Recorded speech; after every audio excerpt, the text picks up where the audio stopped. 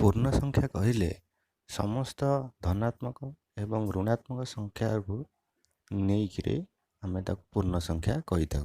ଯେପରି +2, +3, +4 ଏଗୁଡ଼ା ସବୁ ଧନାତ୍ମକ ପୂର୍ଣ୍ଣ ସଂଖ୍ୟା ଏବଂ -2, -3, -1, -5 ଏଗୁଡ଼ା ସବୁ ସେସବୁ ଋଣାତ୍ମକ ପୂର୍ଣ୍ଣ ସଂଖ୍ୟା। ଏମାନଙ୍କର ସମଷ୍ଟିକୁ ସମ୍ପୂର୍ଣ୍ଣକୁ ଆମେ ପୂର୍ଣ୍ଣ ସଂଖ୍ୟା ହିସାବରେ ନେଇଥାଉ ଏବଂ ସେହି ପୂର୍ଣ୍ଣ ସଂଖ୍ୟା ଗୁଡ଼ିକୁ ଆମେ ଚିହ୍ନିବା ପାଇଁ ସଂଖ୍ୟା ରେଖାର ବ୍ୟବହାର କରିଥାଉ।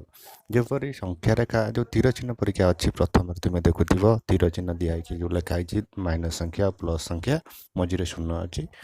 ସେ ମାଇନସ୍ ସଂଖ୍ୟା ଯେଉଁ ଅଛି ବାଁ ପଟେ ତାକୁ ଆମେ ଋଣାତ୍ମକ ବୋଲି ଧରିଥାଉ। ଶୂନର ବାଁ ପଟକୁ ଆମେ ଗଲେ ତାକୁ ଆମେ ଋଣାତ୍ମକ ପୂର୍ଣ୍ଣ ସଂଖ୍ୟା କହିଥାଉ। ଶୂନର ଡାହାଣ ପଟକୁ ଗଲେ ଆମେ ଧନାତ୍ମକ ପୂର୍ଣ୍ଣ ସଂଖ୍ୟା କହିଥାଉ। ଯଦି ଆମେ ସଂଖ୍ୟା ରେଖାର ଶୂନର ଡାହାଣ ପଟକୁ ଯିବା ତେବେ ସଂଖ୍ୟାର ଯେଉଁ ଧନାତ୍ମକ ସଂଖ୍ୟାର ମୂଲ୍ୟ କ'ଣ ହେବ ନା ବଢ଼ି ବଢ଼ି ଯିବ।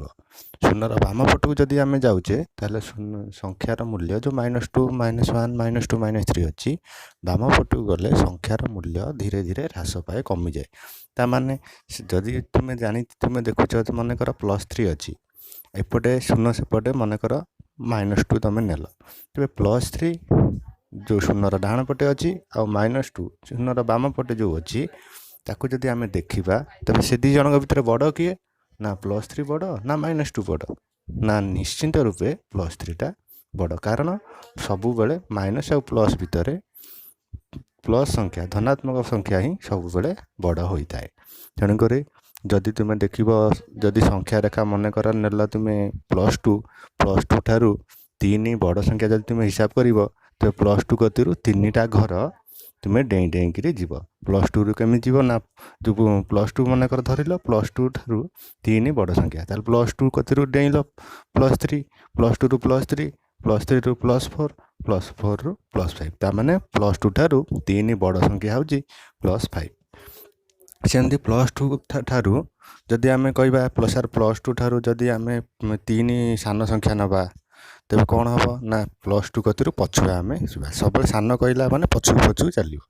ତେବେ +2 କତିରୁ 3 ସାନ ସଂଖ୍ୟା ହେଉଛି +2ରୁ ପଛୁଆ ଆସ।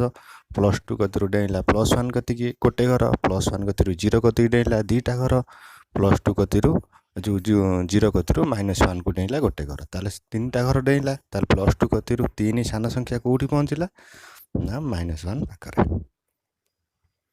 ତେବେ ତୁମେ ଜାଣିଲ ଯେ +2 ଠାରୁ ସାନ ସଂଖ୍ୟା ହେଉଛି 3 ସାନ ସଂଖ୍ୟା ହେଉଛି -1। ବର୍ତ୍ତମାନ ତୁମେ ଜାଣିଗଲ ଯେ ଯେକୌଣସି ସଂଖ୍ୟାର ଡାହାଣ ପଟକୁ ଗଲେ ଆମେ ସଂଖ୍ୟାର ମୂଲ୍ୟଟା ବଢ଼ି ବଢ଼ିଯାଏ ଏବଂ ସେଇ ଯେକୌଣସି ସଂଖ୍ୟାର ବାମ ପଟକୁ ଯଦି ଆମେ ଯିବା ତେବେ ସଂଖ୍ୟାର ମୂଲ୍ୟ କମି କମି ଯାଏ।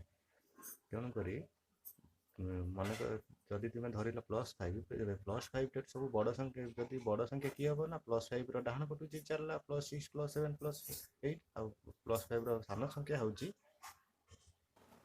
+5 ଠାରୁ ବାମ ପଟକୁ ଆମେ ଯଦି ଯିବା +4, +3, +2 ଏଗୁଡ଼ା ସବୁ ତାଠୁ ସାନ ସଂଖ୍ୟା ହିସାବରେ ଗଣାଯିବ। ବାମ ପଟେ ଗୋଟେ ସାନ ସଂଖ୍ୟା ହେବ, ଡାହାଣକୁ ଗଲେ ବଡ଼ ସଂଖ୍ୟା ଠାରୁ ବଡ଼ ସଂଖ୍ୟାର ମୂଲ୍ୟ ବଢ଼ି ବଢ଼ି ଯିବ। ତୁମେ ବର୍ତ୍ତମାନ ତେବେ +2, +7 ଠାରୁ 3 ବଡ଼ ସଂଖ୍ୟା କିଏ ହେବ ତୁମେ ଏବେ ହିସାବ କରି କୁହ।